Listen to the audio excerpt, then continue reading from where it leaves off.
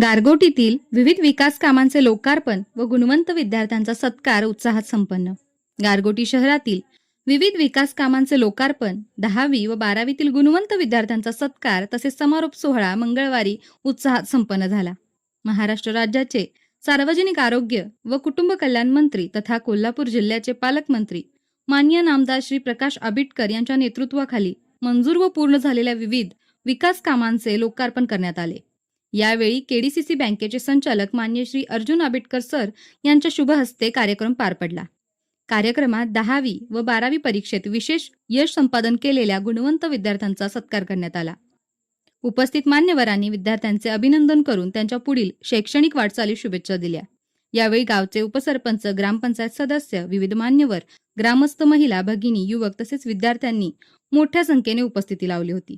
विकास कामांमुळे गारगोटी नगरीच्या सर्वांगीण विकासाला गती मिळणार असल्याचा विश्वास उपस्थितांनी व्यक्त केला. अशाच परिसरातील महत्त्वपूर्ण बातम्यांसाठी रोकटोक कोल्हापूरला सबस्क्राईब करा आणि इन्स्टा पेज फॉलो करा.